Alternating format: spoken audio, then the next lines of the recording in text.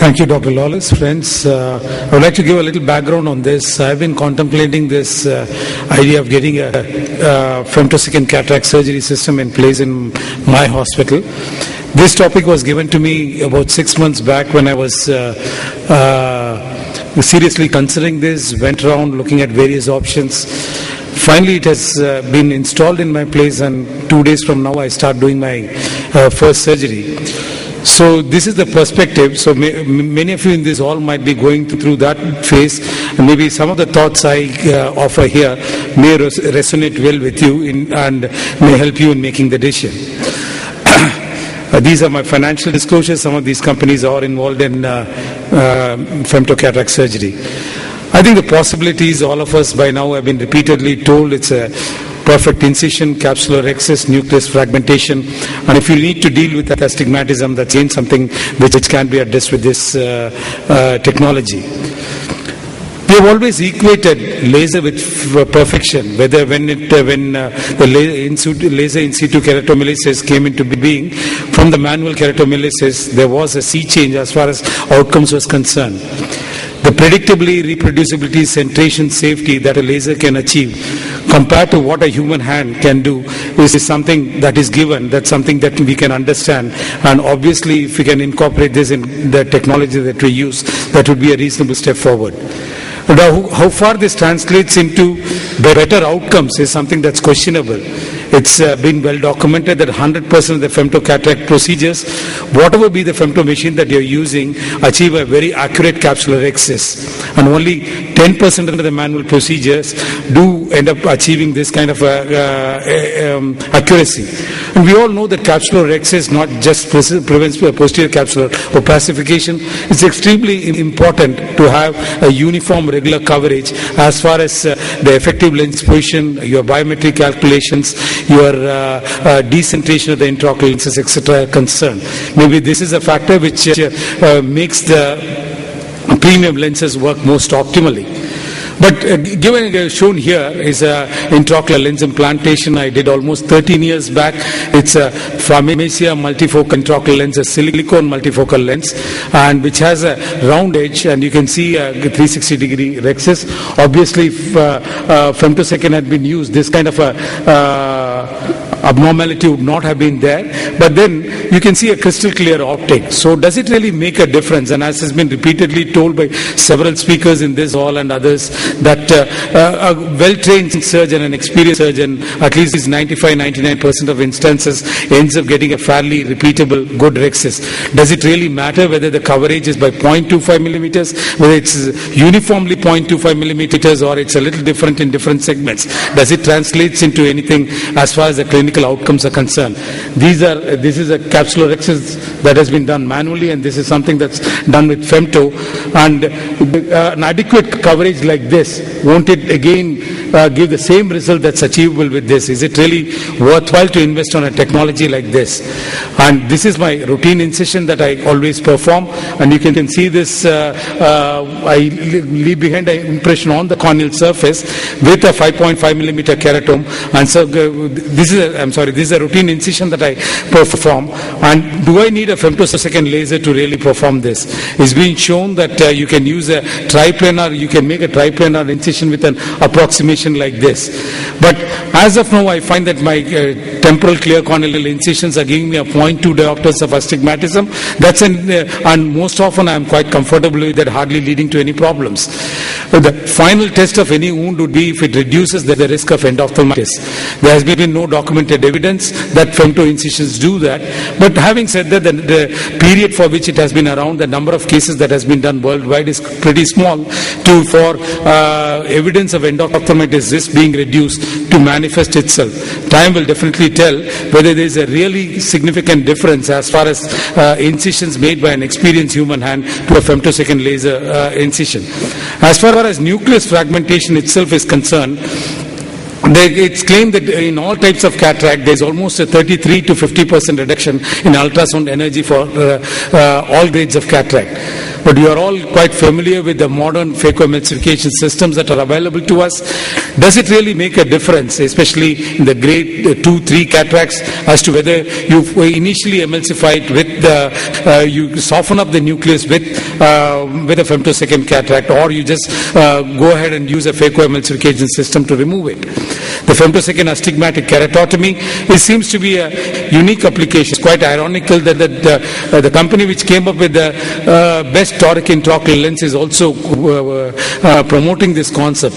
The concept of limbal relaxing incision has largely been given up, but the ability to do this more accurately on the cornea and postoperatively the direction that you want by opening up these incisions sounds to be a better way to go, but significant algorithms have to be established to tell us that this would be a right way, and obviously the amount of astigmatism that you correct is going to be pretty minimal, and also there could be dry eye issues and other ocular surface issues even if you are able to do it with a laser on the cornea. And we all have a very quiet conjunctiva and absolutely crystal clear cornea very often to our initial surgery. Even though the cornea, the anterior chamber reaction in cornea may be comparable, subconjunctival hemorrhages is something that we have observed with the femto laser cataract surgery, but with some of the soft docking systems that are currently become available, this might become a thing of the past. Still, it's only an incomplete surgery. Just like one of my friends asked just now, so much more remains to be done. It's only a part of the surgery that's being done with the femtocataract. For removing the nuclear fragments, cortical cleanup, polishing the capsule, injecting and positioning the intraocular lens, visco evacuation, wound closure, or all steps in the procedure that still needs to be completed. To me, I would jump into this procedure irrespective of the cost if it was a great help in difficult cataracts. Pediatric cataracts have not found any significant evidence emerging. I have recently come across papers which have talked about treating with subluxated cataracts, and also heard presentations in this conference itself where these have been dealt with. And if it's a posterior polar cataract, does it make it more comfortable to do this? And essentially, if it's a small pupil, you are not able to deal with this. Even in a pupil like this, doing a cataract surgery, doing a rhexis for a reasonably experienced surgeon would be quite simple. But if you have to do a femtorhexis, you have to limit yourself to a 3.5 or a 4 millimeter rhexis. To me, to my mind, that's a disadvantage. And if it's a total white cataract like this with a limited pupil, again, the advantage that femtocataract surgery would offer is somewhat limited. So in these situations, again, what we consider as difficult situations, small papillary aperture, patients who are poorly cooperative, you do not want to raise the intraocular pressure in elderly individuals with these kind of diseases. Cornea, where the transparency is affected or there is a significant pterygium, this may not help. Definitely this would help you differentiate your practice, but do you spend $500,000 just to achieve this? I do believe that, and we have seen that the Indian experience, at least just because they have a femtocataract machine installed, the cataract volumes have not significantly gone up. Maybe they get more chances for podium presence, more they get noticed by their peers, but then I do not think this ultimately translates to larger numbers as far as the cataract procedures has such a concern. Today, very often we are dealing with patients like this who want the very best and settle for nothing less than that, who consider that death is only an option they would consider whenever they are ready for it. And obviously, we need the best of instrumentation to satisfy them. And sometimes they associate higher cost with better quality. A cost is definitely a concern, but I have seen it and it's proven to us that as far as time and space is concerned, those are no longer issues, and it just takes about a minute and a half to create do the femto procedure, subsequently transfer the patient onto the OR. Maybe over time we'll come across machines which are able to do both these things in one step. If only the femtocataract facility was available at 1/10 of the cost, I think almost every one of us will jump into this technology. Basically, cataract procedure surgery as it is done today is an excellent procedure.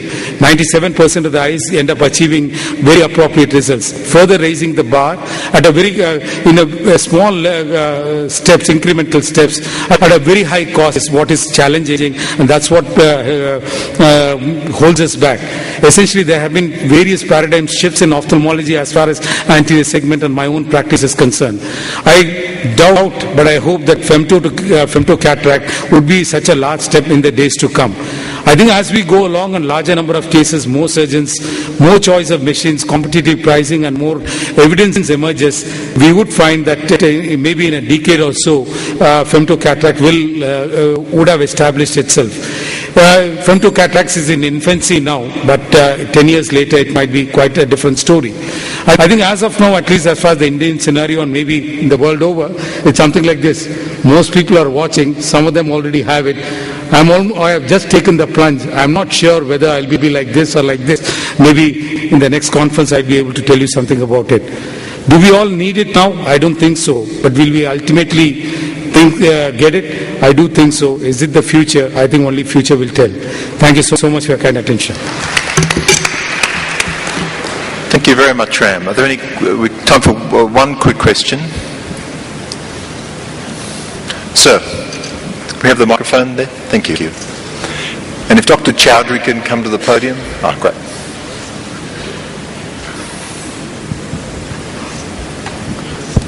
Dr. Ramamurthy, the laser is done outside the operation theatre. The prepping and wrapping is done on that laser room, or it is done later on?